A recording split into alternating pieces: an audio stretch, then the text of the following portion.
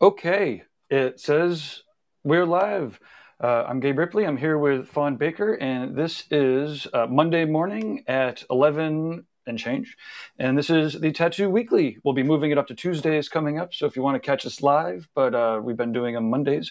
We have a really special guest. Cory Ferguson is going to be beaming in from Canada. He's going to be a special guest at the Paradise Tattoo Gathering. And before then, I'd just like to thank Reinventing the Tattoo, Guy Aitchison, who's founded the Reinventing the Tattoo curriculum, as well as the network and all these free shows that go out. And if you're a tattooer, you should definitely consider subscribing. And there's also free courses for you to try out there too. You can't learn how to tattoo for free, of course, but you can learn about the history of tattoos. There's some prehistory classes and whatnot. Then let's see, World Tattoo Events is the largest, most comprehensive website that has all of the convention listings. And I know this because I tried to copy them like 15 years ago. And after 2 days, I was like, there's no way I could keep up. This is insanity. Alex Van Dutch is awesome. He has interviews somewhere here. But anyways, that's World Tattoo Events. And then Tattoo Gathering, tattoogathering.com. We'll be talking about that, I'm sure. High Lifestyle event is coming up. Fawn and I and a whole mess of other people will be there. That's highlifestyleshow.com and Boxbro. And if this is working for you, please let us know. It looks like, hey, we've got featured. Creature Cave says, hi, everyone. Hey, Creature, how are you? We could now feature some of our social comments and whatnot here. So, let us know that this is working for you. And, it looks like we do actually have Cory on the line here. So let's see. So this is the Tattoo Weekly, where we're going to be talking about news, events. Fawn has some convention coverage. Fawn, what convention do you have some coverage from? You put me on the spot. I didn't have any convention stuff prepared. It wasn't for convention. The day. You have a segment though. You had something that you were like, I want to make sure that I plug this. Yeah, there's Kyle made an announcement on our show on Thursday, and I wanted to share it with everybody. That's right. That's right. The convention coverage has been getting a little crazy. Lauren's currently in San Diego, weathering the storm. So, but okay. So yes, we will definitely have a special announcement. But while we have Cory on the line here, I'm going to fire him up. Okay, Cory, how are you? Can we hear you? Can you talk? Can we hear you, Cory? Bluetooth connecting. Oh, your Bluetooth is connecting, I think. No, that's what I said that. Oh, that's I've got what you were some headphones. Saying. Yeah, every time I put them on, they talk to you. So I feel like I've got the Sony prompt voice down pat. Bluetooth connecting. Battery. Cory, can you hear us? 50%. Thumbs up if you could hear us. Still no? Well, I'm going to fire up some of his work here in the background.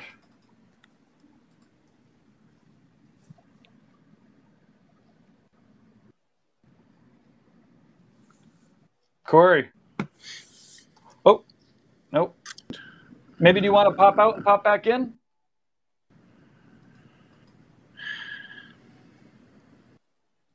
Maybe text him a message.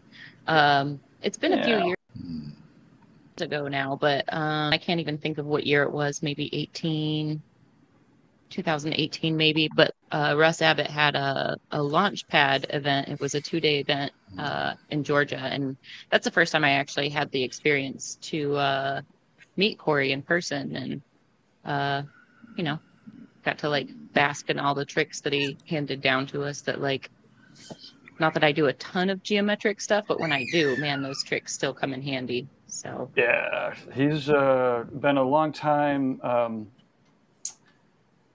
tattoo gathering attendee and mentor and teacher there. It's always a pleasure. He's such a cool guy. He's like his second generation tattooer. I was just thinking, are you a second generation tattooer too? Me? Yeah. Me, Fawn? No. My older brother kind of professes himself to be a tattooer on occasion, but got it. Never got real serious about it. When we get him on here, it looks like he's getting the idea about his headphones. Can you hear us now? Cory.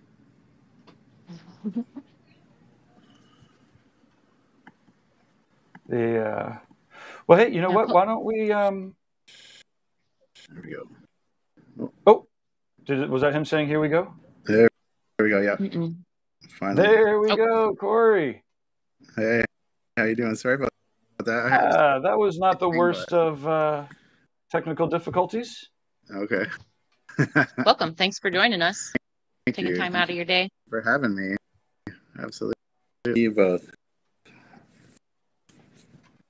Come about.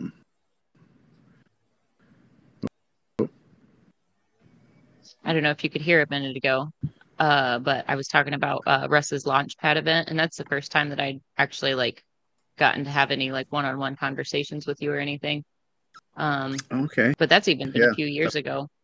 You were just getting ready to launch your app at the time. Yeah. Yeah. We're still in the early. It was like what 20 pad?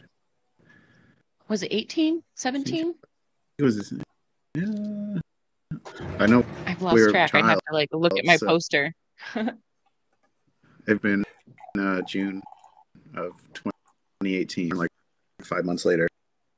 She was there in the womb.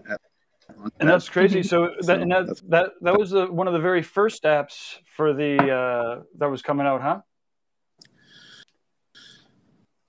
it was our first app for sure. That time we were still developing it. I think maybe 6 months into developing it at that point. It finally released in so it was a long time before it even a couple years of work. It's amazing now because the technology's come so far that these days it's I mean, it's still a lot of work, clearly, and it's getting a good app that works well. But back then it was I mean, even more. It's a tremendous amount of energy and different programmers. Like, and are you a computer geek by nature, or is that just something that you were like, I see this vision in my head? Yeah. My contribution to it was from a tattooers. I was like, this is what we need. This is what I want to be able to do. Have this vision for what, and then all the experience of the industry, and then I have a partner who is so he takes care of the how. I could take care of the what, but it goes beyond that. Like he'll be like, yeah, we can actually do that, and then like this, and it'll be even better than I thought it was. Like it's a really good, like, we bought a lot of stuff. Nice. Fawn, are you hearing the same audio issue that I am? Yeah, it sounds like Cory's headphones are cutting out a little bit. Maybe there's like some noise canceling or something on that's chopping some of your words out. I don't know how to fix. Yeah, those. I don't know if the headphones are not being very happy, but.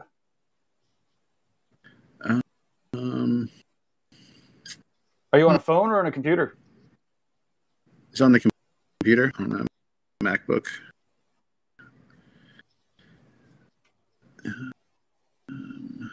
Yeah. Well, I'm showing off some of your tattoos here, and they're pretty sick. Clearly,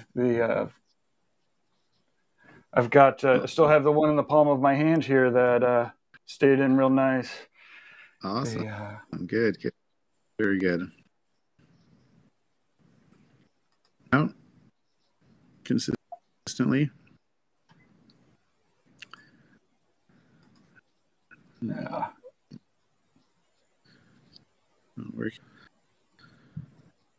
I love how mindful you are, Cory, of like, there are a lot of different geometric artists out there, but one of the things that I really love about your work that really, I think, kind of makes it stand out, like, yes, you're very attentive to detail, but one of the things that really kind of pulls my trigger is that it's balanced. Like there's equal light, equal dark. And I think, not just in like geometric and ornamental artists, but I think a lot of tattooers lose scope of that like dark light balance or the black white balance. And I love that, like, there's always this mindful, like 50-50 in all of your pieces. Even when there's like cover-ups buried in there, there's still this mindful, like there's a balanced weight between the light and dark. And I wish that's something that other artists would pay just a little bit more attention to, rather than covering the whole surface with busy, like actually balancing it so you've got nice, delightful rhythms for the eye to follow. Yeah, it's something that I try to work on. It's like in my mind when I design but yeah, it's always like it's getting better. That was one of the things, was paying attention to that.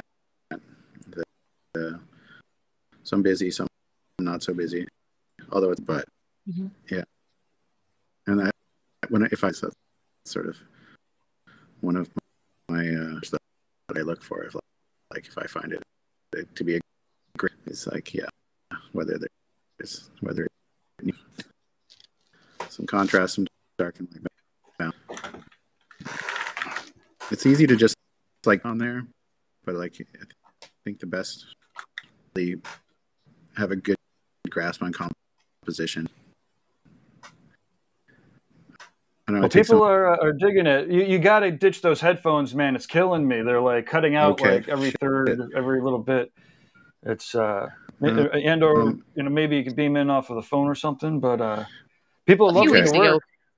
A few weeks ago, we had a problem with. I had some Bluetooth headphones on, and I don't know if maybe it's something that's built into the software that we're using, but it seems like the Bluetooth headphones just are a no-go. Okay. All right. So yeah, maybe I was using. Let me see.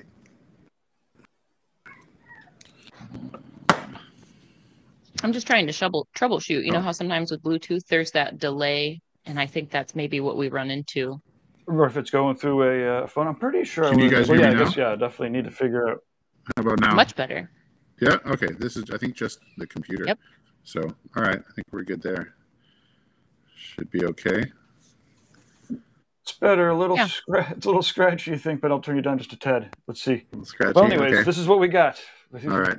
Hopefully, fuck it. We'll do it live. It'll do. Awesome. Yeah. Well, I'm excited about this. So, how long technically have you been tattooing? Or I guess when did you start? Is it were you tattooing as a teenager in your dad's shop? Not as a teenager. I started working there as a teenager, though. I worked at the shop for quite a few years before I started tattooing. I started working at the shop in '93. I probably did my first tattoo in '97, probably. And I did a few here and there, and like as I was learning, but it wasn't consistent.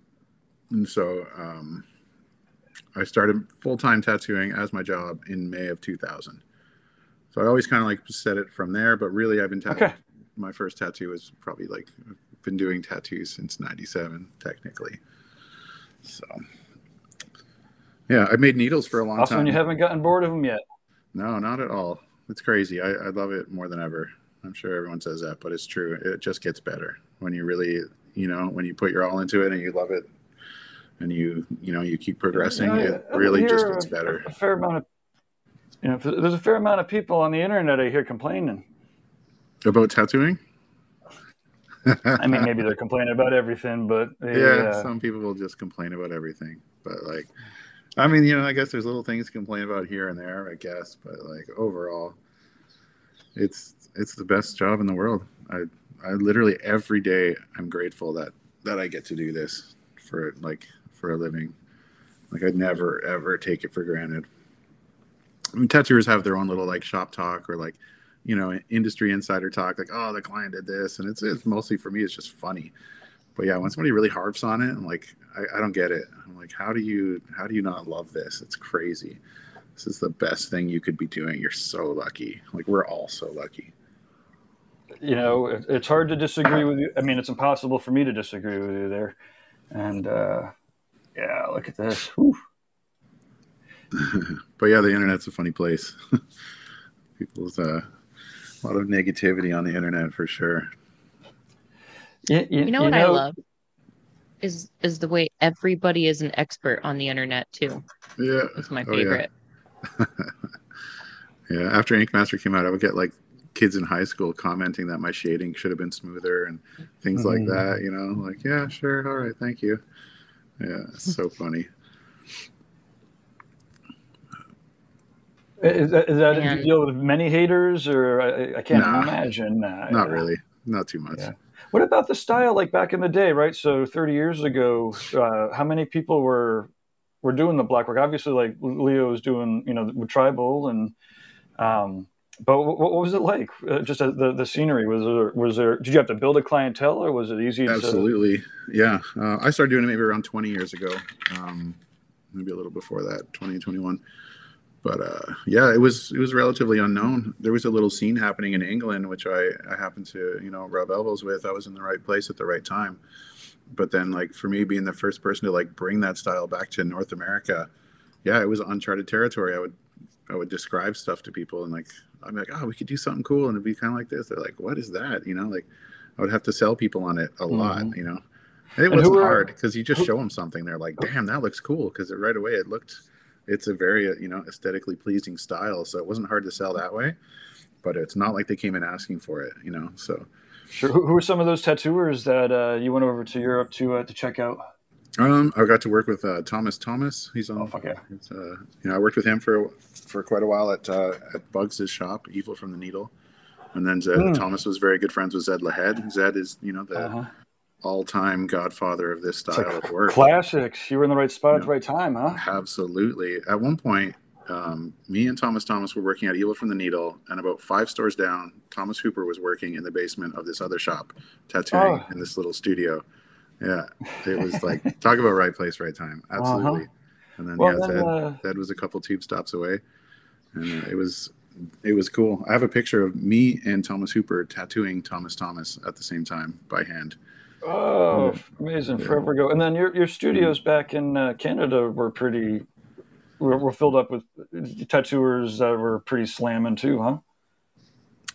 My studio specifically, or well, I don't know. In Canada? I was presuming that. I mean, I guess we're talking about 25 years, but I guess your paths have crossed with plenty of awesome tattooers on both sides of the pond. Absolutely, yeah, totally. Yeah, I think that's part of it for every tattooer's journey, is to, you know, meet those people, get inspiration, and, you know, techniques, exchange, all that stuff. It's a huge part of it. I don't know if like staying in one place by yourself is going to get you so far. For me, the recipe absolutely involved like getting out there and meeting the artists that I admired. You know, sometimes you search them out. Sometimes it just happens by accident. You just don't even realize they're going to be at a show, and you meet them, and then you become good friends, or who knows. But yeah, the getting out there and stuff is a huge part of it. Yeah. It's crazy. Whenever we're talking like to young tattooers or about young tattooers, like one of the things that's, you know, everybody's always asking for advice, and one of the like top pieces of advice like I give and what I hear other people give that are giving helpful advice is to travel, and it's to do guest spots, and it's to work with other artists, and it's to collaborate, and it's to, you know, work outside of tattooing. And I feel like, you know, that's if you're working in the same studio, like let's say there's 5 artists in a studio, you're working in a studio, you see the same 5 artists doing the same 5 styles every day. If you take a little road trip and you go work at 3 or 4 shops on that road trip, then you're exposed to all these different teams of artists and all the art that they're making. Not only that, you get exposed to like the tricks that they're using, the software that they're using to design things. You know, I've seen 100 different tattooers apply a stencil, but like every now and then somebody will just drop that little bomb of knowledge that's like, oh, that would make the stencil lay more easily, or oh, that would make this be more easy to read longer, or you know what I mean? Like the more you work around other artists, the more there's just these little like little tricks, but also like the inspiration to see what's possible, because you know, not every artist doesn't post every single thing that they do online. So when you're actually like there in person, you can see like what they're really doing and how they're doing it. Yeah, absolutely. Like if you're not traveling, you miss that. Mm-hmm. Sometimes it's the smallest little trick too. It can be nothing, like next to nothing. The type of pen they use, or some type of solution, or anything. Could be the littlest thing. Could be coming from an apprentice at the shop. You don't even know. There's so many little things to be had and exchanged. These little bits of knowledge that we pass around is the best. It's if you're open to it and you're looking for it, yeah, there's so many ways to do so many different things. Yeah. Even stuff that I've done that, like, I was one of the first people over here to do white on black, and so I did it for a while, and then I I didn't phase it out intentionally, but I just didn't go anywhere huge with it. And then I saw Nathan Mold was like breathing this new life into it and doing all sorts of different things that I hadn't thought of doing in with it. I was like, damn, he like totally reinvigorated my passion for white on black. So it's like stuff kind of cycles around and somebody gets a hold of it and does something different. And it's like, yeah, it's super fun. There was actually there was a Tony Booth white on black tattoo that was over at a contest in the UK, and I think it got best tattoo of the show. Wow. Like straight up. It was so like the way that he was doing is, you've done a lot of the drop shadow stuff and this, it was like it was popping off the guy's arm was on like 5 different levels, and it was awesome. And it was like again awesome. It was like, I'm sure it was a Coverup. Started off as blackout, and but then it turned into a legitimate award-winning, sick piece. That one went viral a couple years ago. It was that's dope. I can't say I've ever heard of a white on black taking best of show or anything. So I kind of want to find it. Yeah, I remember the piece you're talking about, Gabe. I think it'll take you like 35 seconds to find it. Yeah, it got pretty viral.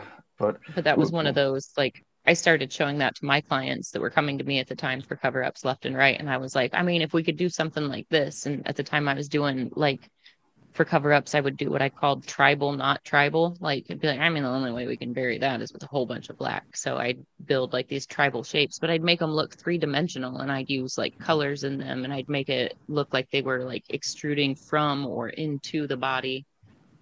So like I was already kind of dabbling in some heavy black, and then when I see this and it's like patterns on top of patterns, and you could tell that like the black had been saturated multiple times and the color had been like saturated multiple times, and you start to get this real true contrast. Like as the tattoo heals with that like white or color on black, it's going to change a little bit and it's going to settle a little bit, but it seems like he really understood that, and not only understood that, but he like played with it and pushed it into a whole new thing.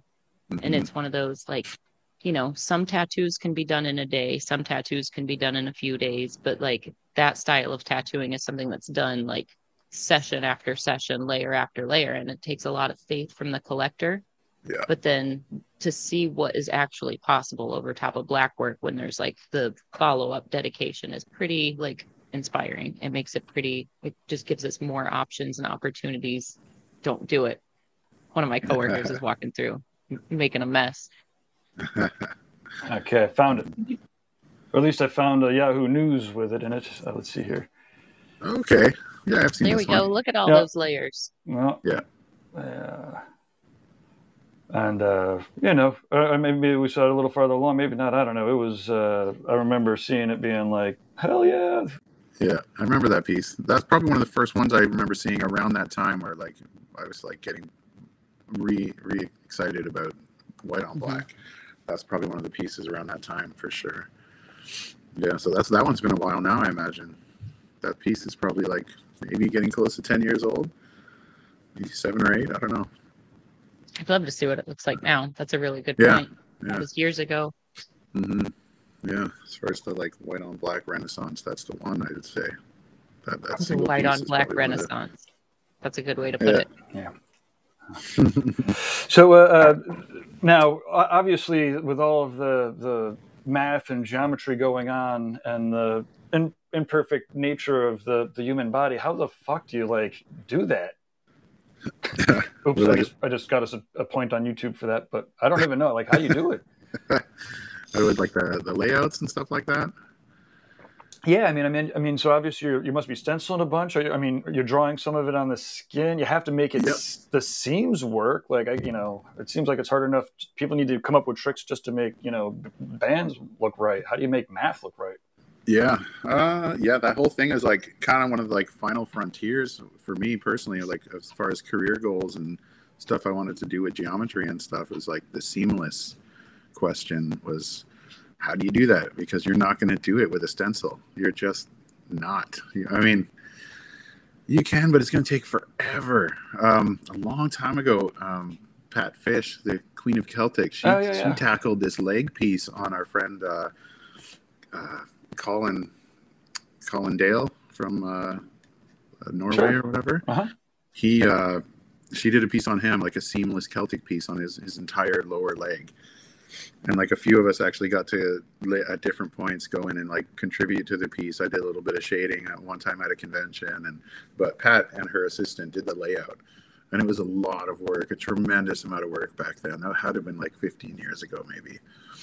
And Zed Lahed also, he figured out, he was the first person I think that ever like solved the riddle of like doing a seamless pattern around like a full sleeve. So even then I didn't know how he did it. Like, he was pretty tight-lipped about that. He would post stuff online, but he wasn't telling people how he did it. He kept that real close to his chest, which is smart. So yeah, and then there's that Kenji Alucky. He's doing some freehanding the seam. Oh, we lost Cory. He'll be back with us. My guess is that the battery on his computer just died at an opportune time. But yeah, it is pretty crazy trying to get these patterns to wrap. A lot of the stuff that I do it's not necessarily patterns this tight or precise. But one of the things that like helps me get everything to line up, whether it's like an abstract wigwag shape that I've been playing in, or a landscape or something geometric. I've done a lot of like hexagons and like V-shaped tattoos. One of the things that helps me is like in like the very first step is I take a yellow marker and I just I have my client stand and I draw a grid on whatever, whether it's a leg or torso, arm, but I draw a grid. So I've got my verticals and horizontals, and then I can build any shape off of that. Like once you've got a grid, you can build a isometric map off of that grid. And then once you've got your isometric map, you can draw any geometric shapes in there and they connect perfect. But it takes the time to sit there and do it. Sometimes we get luck out and we can stencil our patterns out, but other times you've got to know how to build those patterns freehand and build them perfectly, or give the illusion of perfection around imperfect body parts. Yeah, absolutely. The piece that was grid, just on the screen a second ago was entirely done that way. And this is one of my earlier grid ones. Yeah, this one. Sorry, I'll stay on this one for a bit. This one, this one was one of my earlier grid things. I was like, I wonder if I could take a grid and curve it and then draw on that. That was a long time ago. It's so crazy. People ask me all the time, like, how do you draw stuff like that? It's like, well, first of all, you got to know, like, did you take algebra in high school? Did you take geometry in high school? Can you like problem solve in a geometric way? Because that's kind of like the first step. And then you got to mix in the fact that we're playing with an organic, weirdly shaped body, trying to work with perfect geometry. And it's kind of like, it contradicts itself kind of. So that's where like you got to be able to build your grid from scratch and then basically elaborate from there. Yeah, totally. And once you know how to draw a grid, then if you've got a pattern that you can draw on like a paper grid, like before I did that sleeve and some of those ones similar, I would spend time drawing it on a grid. Like I'm doing a lot of pre-prep on the iPad, figuring out if I want to do a new pattern that I haven't freehanded seamlessly before, I'm going to do it on the iPad. I'm going to do like literally, I'll do it on there the way I'll do it on the sleeve. I'll start with the yellow grid, orange grid, whatever, and then I'll do the pattern over top so I know how to do it and how many vertical lines to put on the arm, make sure that it matches up. But beyond that, it's not crazy math, but it's a little prep, some planning, and once you know how to do it, it's not too crazy, but it's fun. And honestly, I don't think it would be. It seems like a long time because I'll draw freehand on somebody for hours, like two or 3 hours sometimes. But I don't think trying to do it with a stencil would take any. I think that would take longer. It's funny. People always comment like, "Oh, it takes forever," but like, you should have stenciled that. I'm like, I know that if I stenciled it, it would have taken even longer, and it probably wouldn't even have been as perfect.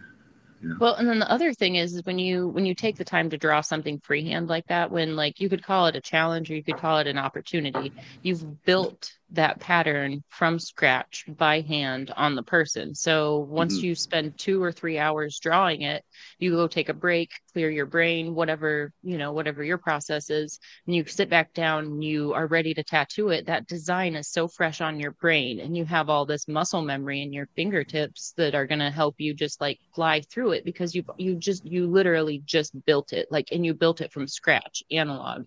You didn't build it on a computer screen and now I've got to train my hand to make these shapes. You built it from scratch like a sculptor. Yeah. And I don't know. I'm always a fan of doing large freehand work, even though it takes a little bit more time. Like a lot of time in my work, sometimes some pieces of the landscape will be drawn freehand. Other pieces will be like meticulously stenciled, but it's one of those, like, every tattoo calls for different things. And like, I know sometimes it might take longer to do it freehand, but the end result is going to be better and more like natural and fit the body, Yeah, absolutely. With a stencil, there's an element of, it's a sticker it's a flat sticker that was put on a round surface. Then there's no way around that. Yeah, it's all about how you want it to fit on there. And there's certain things that you're going to just have to draw it on if you want it to fit a certain way. It's about knowing when to use which. I think both techniques are super valuable. I think it's kind of silly when I hear like someone who freehands everything. It's like, no, man, use a stencil. Like there's a really great reason we have those. Yeah, it's a great tool. Like, don't throw away half your toolbox. There's a time when the stencil is going to be your best friend. And there's going to be another time when the marker is your best friend. So it's so funny. I still have the tattoo stencil app that you recommended way back in the day. I still have that same app on my iPad, and like my clients will be sitting there watching me play with things. And once I drop it into that app and it like posterizes it and I can adjust it from there, it's crazy how it blows their mind. It's like, this is like the most simple thing. Like, I mean, I could do this in another app, but it would take me a few steps. But this is like, it's not magic. It's okay. Calm down. Yeah. Yeah, so that was the other app that we developed, was a part of the printing system in Geometrica. It turned out to be so like useful to everyone who tattoos, not just geometric tattooers. We decided to release it as its own app as well. So it does that, where it can convert an image into a line drawing for a stencil, or it can blow it up into as big as you want. I've printed out like a 60-page design, like 8.5 by 11 sheets, so you can make it as big as you want. Just it's super handy. Now these are what we're looking at here is all different tattoos that different tattooers use the Geometrica app to create. Yep. Yeah, cool. Yeah, totally. Yeah. It's been cool to meet all these people like online. We've met a few of them in person now that conventions have opened back up and stuff. At the Toronto show this year, there was a whole bunch of Geometrica users that I got to meet face to face finally. It was super cool. It's got to be really fun to see your like the tools making other things. Like absolutely, yeah. Like out of my hands, like somebody else. I've given someone else something to create with. It's so rewarding. Like that way, it's fun to see it. Oh yeah, and like you just have more of an output. Well, I mean, it's not your. I mean, it's kind of your output. It's like your influence is helping the output. A little bit, yeah. But yeah, the app, I try to promote it, and I use my experience in the industry and whatever to promote it however I can. But kind of my approach was not to make it about me, much. I want people to just take this tool, and those who know that it came from me, that's cool if we meet in person or whatever. But for the Geometrica users, I want it, to be about them, giving them the best tool. What was the other one? It was a stencil. Is there an IG for the other one? Yeah, tattoo print system. The IG on that one is not too active, I'll be honest, but it does show a few of the techniques. I can only keep up with so much social media. Sure. The whole thing, like our whole software company, is just me and my friend who's the programmer. It's still just the two of us. So on top of everything else, we both have 2 kids, and then yeah. Do they have any interest in tattooing, or how old are they? I don't think do. My daughter's 4. She does say that sometimes she wants to tattoo. So I think we're gonna definitely let her do a little like tattoo on mom and dad for sure. I missed my opportunity to do that with my daughter. She tattooed my wife, Yeah. But Awesome. yeah, nope. Then she grew up, and I'm like, oh mother, fuck, how did I miss that? That was dumb. Of all the fucking tattoos to not get. Maybe you can convince her one day. Maybe the right moment will pop up. But Wow, I have two kids. I'm assuming one of them will go into it and be the third generation tattooer. I think that'd be pretty powerful. Absolutely. Now, is your father still tattooing? Is his shop still he's not. there? He passed away 8 years ago. But he was tattooing right up until he passed. Some of the last time I spent with him outside of the hospital was tattooing with him in his shop. So, awesome. Yeah. Amazing. The fun. So let's. But before we wrap this up, let's chat a little bit about Paradise. So you've got a couple things planned, and the schedule is going up. Everybody, just hold your horses for a little bit longer. I'm getting all the final details in. Hopefully, like after this, probably I'll be working on it. Everyone, like sometimes with the other people, I'm like, let's pretend that like there's 6 people asking you like every 3 hours when the schedule is going to go up. And but now it's on me, so I just have to program. But anyways, so what do you have planned for us? Oh, I'm stoked, man. I'm really stoked for Paradise to be back. It's been 7 years? It's been a while, yeah, like five or 6. Awesome. It's been like 5 years from the shit show, so yeah, like 6 or 7. I don't know. It's been a long time. Yeah, it has. So much has changed since then. But I love that show. I can't wait to be back. Remember, at the last one, I had a meeting with Russ Abbott about me potentially doing brush sets for him. I don't think he had a lot of people doing them yet. It's like I brought it to him, like, hey, do you think I could do a brush set for you guys? Awesome. And look at how much we were still doing them this many years later. That was a long time ago. But so yeah, I have a stenciling app. So kind of the stuff that we've been talking about already here. I'm going to go over all my little tips and tricks and all these little things. Like some of them are just so like little and basic, but like if you don't know them, it's like one of those things where like maybe a handful of people in the room will be like, what? Mm-hmm. Will really be like, I know that already. Of course, I paid for this, but it does get more advanced. It goes from those type of tricks all the way to like stuff that like I can almost guarantee nobody in the room has done. So everything I've collected over the years, like I've been kind of in the back of my head collecting stuff for this for like 10 years. Awesome. This, I've been collecting little pictures of what I'm working on at the time, or different techniques and tricks and all that stuff that I want to share, as well as like the freehanding stuff. Stenciling and freehanding. So I'm going to go into like the grid thing and markering and stenciling and all that kind of stuff, and some technology. Everyone who takes the seminar is going to get the app, the Tattoo Print System app, as well. So we'll go a little bit over how to use that, so they can take advantage of that. Awesome. It'd be awesome. And then I guess also I'll do like a sort of a demo draw along with me kind of thing for Geometrica at some point on the weekend if we can. Awesome. So that's a separate event where we'll be drawing along. Okay, cool. Yeah. So like one paid for the stencils and one, and the other one free. So people can bring their iPads. I think we might have like we might like have an extended free trial for them or something. You can get it for free for 2 weeks anyways. So like if you come and show up to that, you can just download the free trial, and you're not committed to paying any money or anything. But we might even extend it for the people at Paradise. And yeah, they can come draw with me and see what Geometrica can do. Can show them all the cool stuff. We're about to drop a huge update where we've just like expanded already on the tools that were already pretty dope. Awesome. Well, that's great. So you're not crazier. You're not giving up then. You're not worried about the competition or anything. You're still working on it and upgrading stuff. Constantly. We have not stopped ever. Yeah. It's been a lot of work. It continues to be a lot of work. But we're still like expanding on it. Yeah. We're not like resting on our laurels. We've always got new things. And like, oh, what if we could do this? What if we could do this? And then we have a bunch of testers who are all a bunch of awesome tattooers. So like if I ever run out of things to think of that we could add, they will keep it going too. So it's dope. It's like our baby. We just keep working on it. Mm-hmm. It just keeps growing. And the new update is super exciting. We've got a thing now where you can awesome. It's pretty awesome and valuable to our community that you do take the time to make these tools available, because this allows artists to just push things even further when the design process becomes easier and faster, and there are just infinite new ways to use different patterns and to create different patterns. Like, you know, it's software like this that allows our community to just push further, you know, because of people like you putting time into software and then making it available.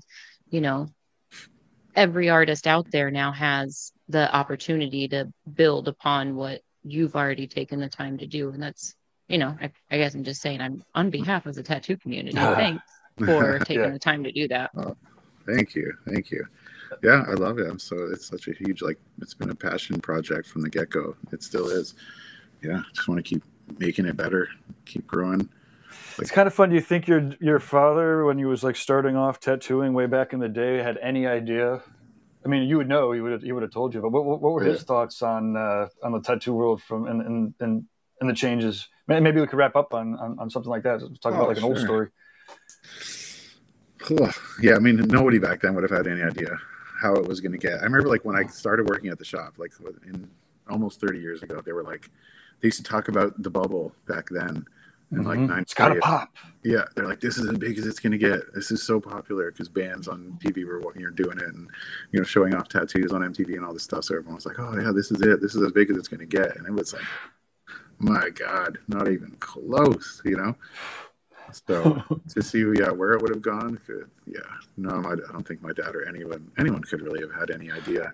Well, the bubble's got to be close. There can't be that many more people that want to get tattooed. I mean, at some point, if it's like half of America that wants to get tattooed and is getting tattooed, like how much more than half can you get?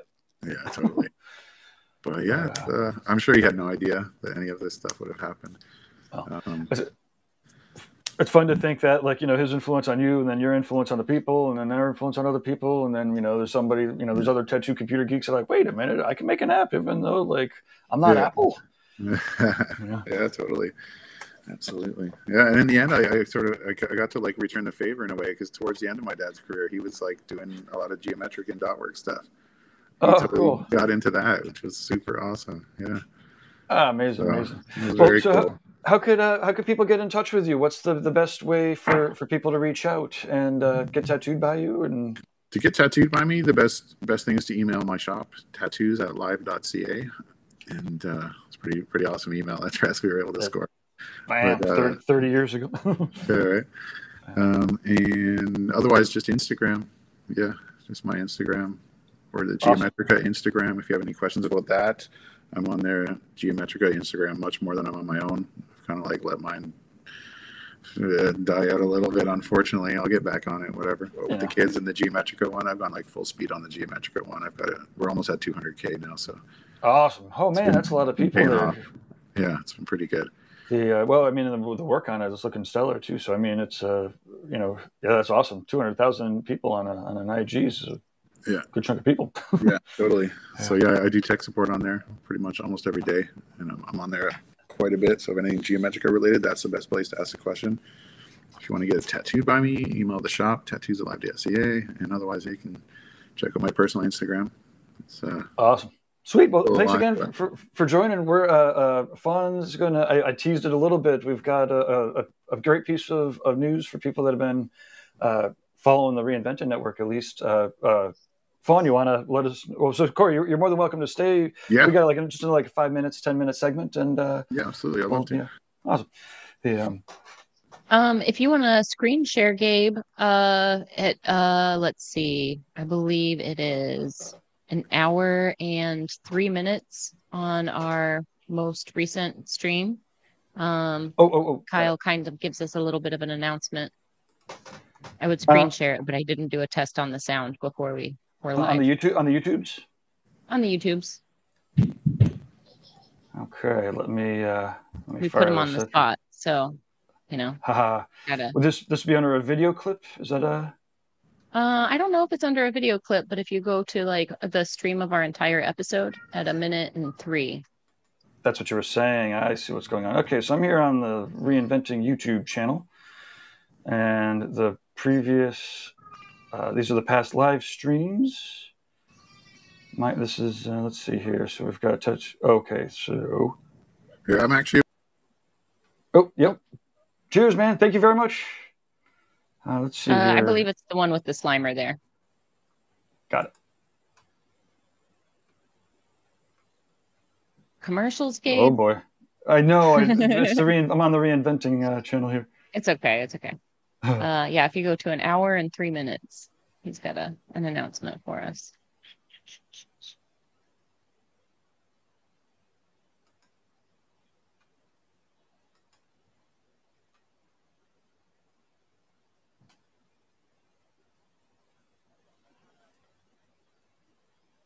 This is Maddie, one of our coworkers here at Red Tree. She does a lot of awesome new school stuff. Her tattoos are like as bright and colorful as her hair is, so it's kind of a sign for what's to come. You got any sound on this? Oh yeah, it's going out. I believe the sound is going out. I hope the sound's going out. I don't hear it. Well, either we're talking over him, or but I mean, it is pretty nuts that he's got a apprenticeship with Durb,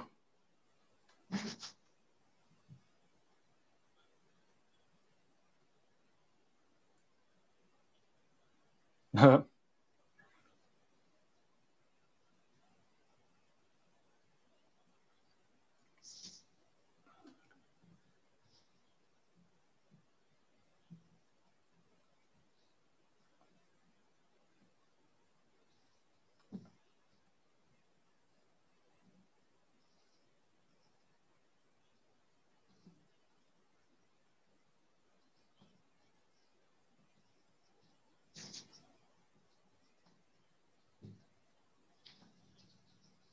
Mm-hmm. Awesome. Well, After really a minute, we get exciting. into some pretty technical stuff, and Kyle shows us some of the drawing exercises and stuff that he and Durb have been doing together. So the cool thing about Kyle's situation is he's been working like back end with reinventing, and he's literally read through like multiple iterations of all of Guy's lessons. And he takes the painting exercises very seriously. He takes the iPad exercises very seriously, or I should say the digital exercises very seriously. So now that he's been doing all of the like art work and learning how to play with color, learning composition, now he has the opportunity to start learning the actual technical side of tattooing. The cool thing about the situation is, Kyle's put in a lot of work here at Red Tree as one of Durb's managers, as well as like all the stuff he does in the warehouse.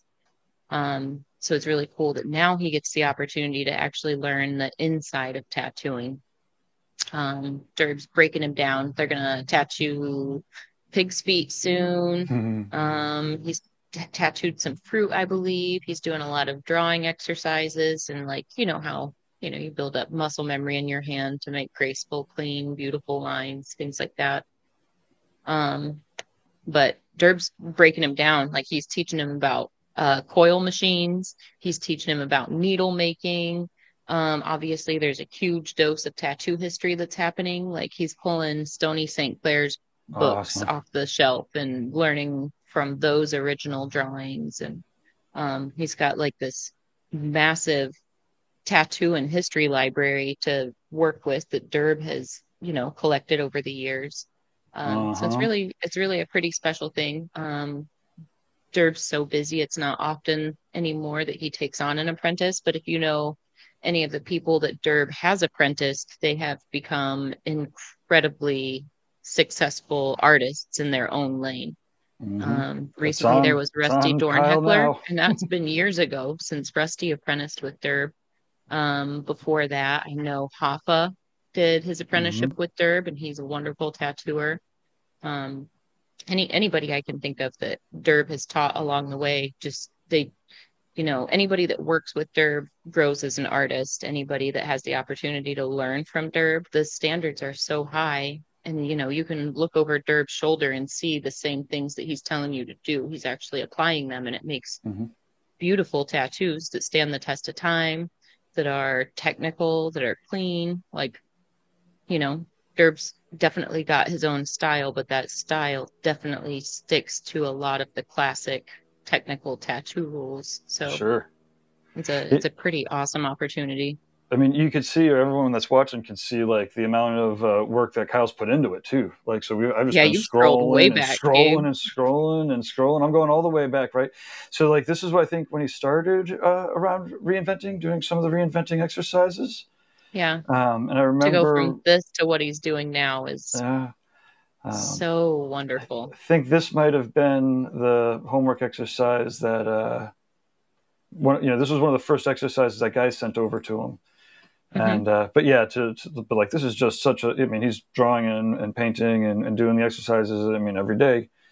And he picked up and moved across just country. A fraction of the work that he's actually doing right now. Like this doesn't actually display how many little studies he does and what he's actually just working and grinding all the time.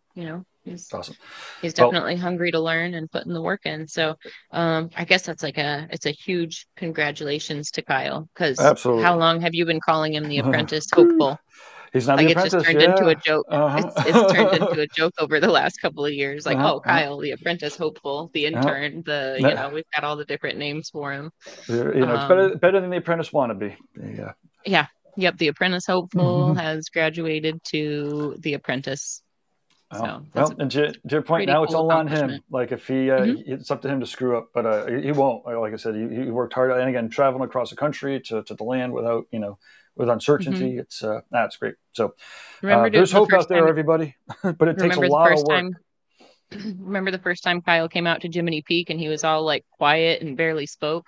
He's still quiet and barely speaks, but he speaks more now.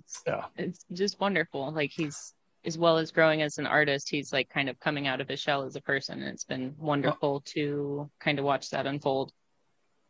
Man, when he said that he was landing there, in Columbus and going to hang at Red Tree, I was like, awesome. Couldn't practically not find couldn't find a better crew. You could find other crews that are as good, but like a couple other, but not very many. And to land an apprenticeship there with Durb, it's go Kyle, woo! Yep. And again, I think we might, he'll have to tell me when he's getting too busy for the apprentice hopeful work, but we might be looking for another reinventing intern at some point. But nice. Only when he's ready to pass it on. You'll have to get through him first. Yeah.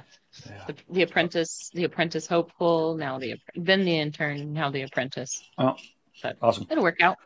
Sweet. Well, how do people get a hold of you, Fawn? And wait, actually, before that, we do have next week.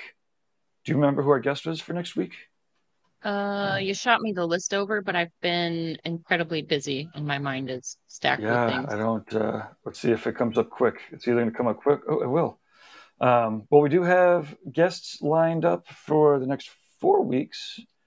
Mickey Schlick, Gunner, and Carolyn Evans. I knew Gunner was coming up. Awesome. Yeah. Gunner also used to be a resident artist of Red Tree too. So. Oh, and he was in Connecticut. I remember. So I've known him from both the Hill City neck of the woods and from the Connecticut neck of the woods here. Yep. And there we go. We've got upcoming guests, and hopefully we'll catch up with Lauren and get some convention coverage from the San Diego show last weekend. Yep. I know she said she had some conversations with Good Time Charlie, so I don't know if she got them on video or not, but yeah. I'm sure she'll be excited to share some of the conversations she had, whether they were on video or not. She's pretty excited about some of the stuff going on. So awesome. Cool. Well, thanks again, everybody. Click the buttons, do the things, leave the comments, share it around, whatever you want.